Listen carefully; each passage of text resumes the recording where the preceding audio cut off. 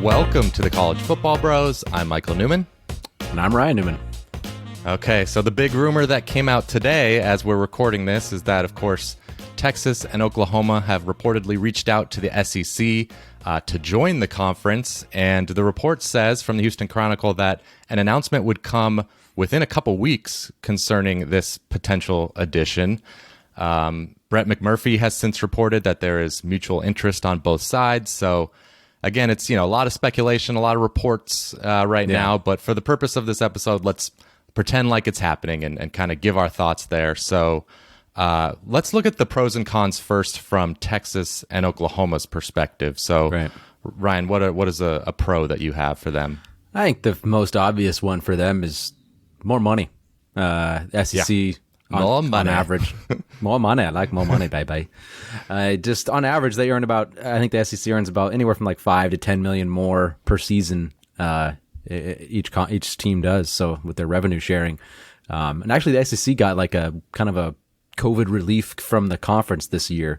Actually. So the Big 12 didn't get that. It was like $20 million or something per school. It was a lot. So just more money, and they'll get even more if they add OU and Texas. Like they'll be able to negotiate better deals. So I know, it'll be a vast increase in income that OU and Texas would get. Yeah, I mean that's always the first answer with moves like this. You got to think money is the first thing. Yeah, I can only imagine. I know the SEC just signed their TV deal. I don't know how it works if they add Texas and Oklahoma, if they're able to renegotiate that or what. But I would think, but I'm not sure. You're right. Regardless, they'll be getting a lot of money. All the SEC schools, even more.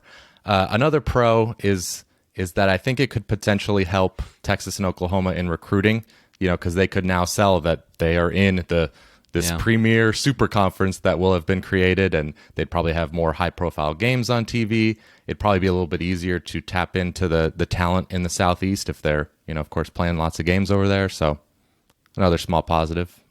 Yeah, I think that was just kind of the other thing is you get a little more national attention than maybe you would have gotten previous, because the SEC, with that incredibly dominant conference that it would be, everybody would be paying attention to that. And of course, with the more high profile games that you're going to be playing, and you get more eyeballs. So it's a clear and obvious pro. Okay. Ready to go to the cons? All right. First con that I have putting down here is they just wouldn't have any control over the league like they do in the Big 12. Texas and OU just run that league. Really, Texas maybe even more so than OU. OU dominates it on the field, but they controlled that league. It's essentially whatever they wanted to do. They'd have a huge input on what that conference did. That's a good point. Another con is, and this is the one that everyone's bringing up, is that it would be a tougher path to the playoff for Texas and Oklahoma, which I know I see you kind of skeptical. I agree, because now, the 12-team model, which is coming, is going to cushion that blow a lot, because there's going to be 6 at-large spots, so you don't have to win the conference championship in order to get in the playoff.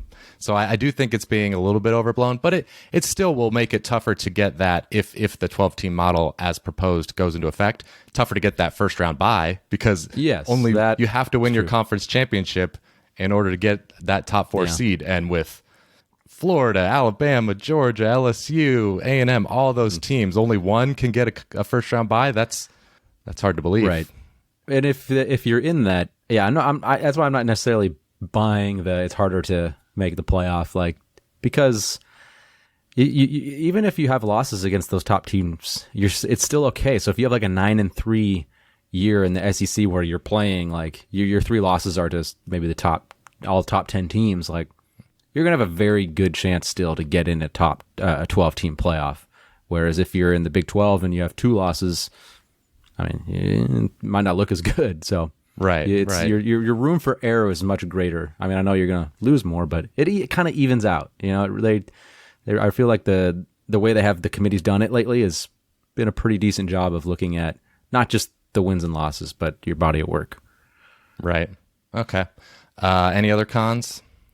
OU would lose Bedlam. They'd lose that Oklahoma State rivalry unless they just played it in the non-conference.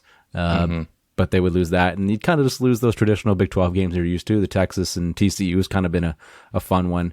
But, that's really really only the other cons right now that I can point out in my head. Yeah.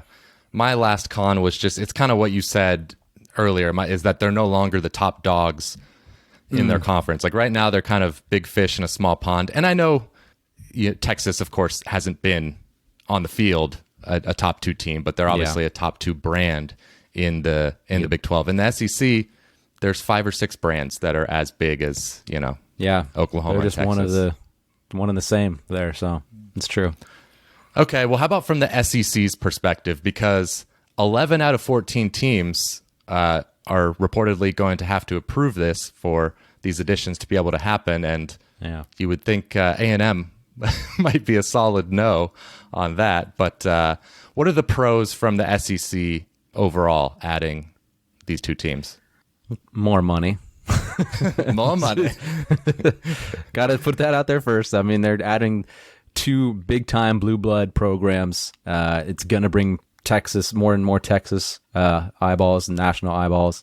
OU, of course, has just been running things on the field. They're a fun team to watch. But and also, I think as far as money, the NIL, the new for the kids, I think that's only going to increase with just having that conference be that more dominant. I think that's actually going to only help the student athletes in the SEC. Yeah, and they'll get more playoff revenue because they'll have 2 more teams, especially right now in Oklahoma. They're a perennial playoff contender. Texas, at any given time, could, once they go to 12, be those teams, I mean, they'll be in the hunt. Always there. Other than money and power, I can't think of any other pros. I mean, those are enough to incentivize doing it. Just that increases their dominance over the rest of the country. Like, it's just, they're already the best, but at this point it'd just be like, you guys don't even have an argument anymore, so just shut up, all right? Like, that's it. It's over. It's over. Yeah, exactly. Okay, how about the cons for the SEC? I'll start out with one. Just for the current schools in the SEC, sort of a similar argument as before, but it would make their path to get that first round bye tougher because only one team can win the SEC. Yeah, and yeah, that's kind of a con of mine. It's just like they might beat up on each other a little bit. Week to week, you're obviously going to have very, very challenging games. So that could take a toll on some of the players and the teams. It can wear you down a little bit. But then the other thing I had was as just 16 teams is a lot. So I would be interested to see how like the scheduling would go. I mean, it might be several years before you face a certain team in your conference. Right. So, like right now, the SEC, they only play 8 conference games. So what do? Do you just like keep the divisions and have a East and a West? And okay, you got to play all your teams from, let's say OU joins the West. You got to play those 7 other teams in the West. That's 7 games. They only play 8. There's 1 more left. Do you just keep that permanent crossover? I mean, they might restructure the whole thing. It's hard to say. Yeah. Yeah, that's kind of a thing as me. It's just like 16's a lot. No matter how you shape it, you might have some teams that you don't play for a long time. And I don't like that as far as conference play goes. Another con is that it might take away one recruiting edge that the SEC schools have over, in particular, Texas and Texas Oklahoma. A&M, yeah. Well, yeah. Well, for Texas A&M, it's very bad. They're the one Texas SEC school. That's huge value to them. Yeah. But just even for other SEC schools, I mean, they're able to go into Texas and steal some recruits. Maybe one of the arguments they're making is, hey, come play in the Premier Conference. Yeah. Now they don't have that argument if Texas joins the SEC. Yeah. Yeah, that was definitely a con. Just a small point, yeah. Yeah, and I guess I'm just worried about, because the SEC has those permanent rivalries. How would those stay in effect, and what would happen? Would they just continue those and OU Texas to be a permanent one, or the scheduling thing kind of has me concerned. That could be a whole separate other episode, but yeah. Okay, so let's talk about the dominoes that would fall after if this were to happen. So what would happen to the Big 12? What other dominoes could fall?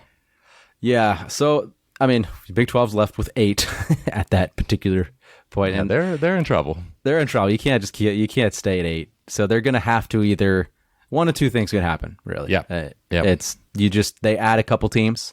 They try to steal a Houston and a Memphis, maybe Cincinnati, Cincy, something like that, where you find teams that are competitive in both football and basketball. So Cincy, Memphis, Houston, they all are in that kind of category. Hell, like they could add all three.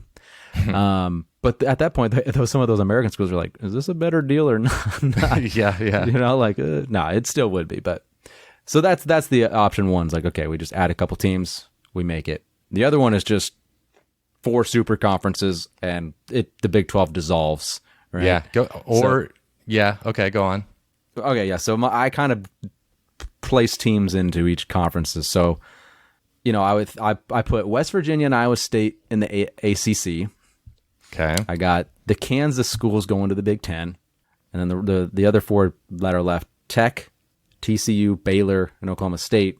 They're off to the Pac-12. So Pac-12 is going to have how many teams was that? 16? Because it was 4. Okay, 4. 16 for each. Okay. So every team would have 4. Now the issue is Notre Dame. Does Notre Dame at that point whoa, we probably should actually join a conference now?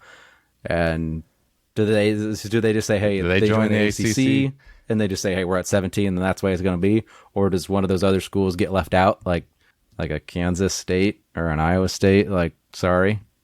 Yeah, it could. When the Big East, of course, when this last round of realignment happened, there were some schools that got a raw deal. So yeah, you would think if this is really happening, if I'm a Big 12 school, I'm trying to find a Power 5 conference to join. Or here's another option though, is the AAC tries to add some of those Big 12 schools, and they try to say, hey, maybe there is still a Power 5. We're becoming that 5th power conference. I don't know. Maybe they try That's true. That's a possibility. Yeah. Just who knows? There's so many dominoes. There's dominoes in every direction, but I like my idea better. All right, fine. Let us know in the comments if you have any thoughts. It's headed towards 4 super conferences, the 16 team super conferences. And, I kind of like it. I don't know. It would be interesting. Hey, I think that's forced the super conferences make it easy for the playoff too. That 12 team playoff, the 4 winners get those 4 buys. Okay, let's just close it out here then. Do you like this idea? OU and Texas going to the SEC. You know what? I'm not going to be afraid. I'm going to say yes. All right. I'm not going to be afraid of change. I'm going to say I like the idea.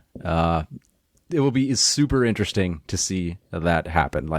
See those 2 teams in that conference. We already saw A&M do it. It's actually worked out very well for them, but I like it. Let's just have it and let's see it. And I want to get to the point where we have a bunch of super conferences, and I think it makes actually sense. So I'm on board. Okay. Well, we don't know what the next dominoes would be, but I'll say, and it might make sense for OU and Texas to do this, I'm not sure. But for me as a fan, I think maintaining college football as a nationwide sport is, I just think, best for the health of the sport and the future of the sport. So I think as much competitive balance as we can get across the country, the better. So adding OU and Texas, 2 blue bloods to the SEC, which is already becoming pretty dominant.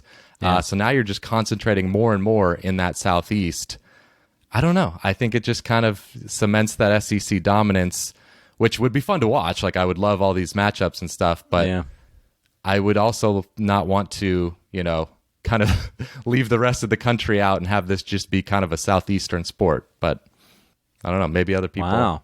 Yeah. Well, I'm not. That's nothing against the Southeast. I love watching SEC, but it's sort of like in, like in the NBA when one conference is dominant. That's not as fun. You kind of like the talent to be dispersed a little bit more. But yeah, no, I hear you. It's true. The balance of power is better for the sport. If you just have one dominant area and that's it, that's not nearly right. as fun. I would rather have OU and Texas meet up for the first time with all these SEC schools in a 12-team playoff. That's a little more fun than these 6 teams from the SEC playing each other in the season and then playing each other again in the playoff. I don't know.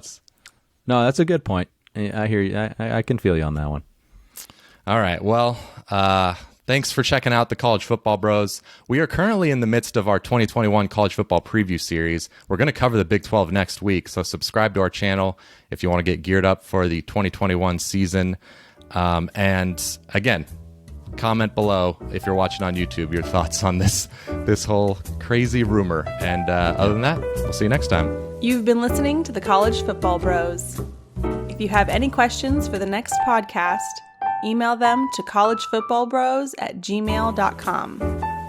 To keep up with the brothers on social media, like them on Facebook at College Football Bros, follow them on Instagram at College Football Bros, and for their commentary on Saturdays, follow them on Twitter at CFB Bros. Thanks for listening.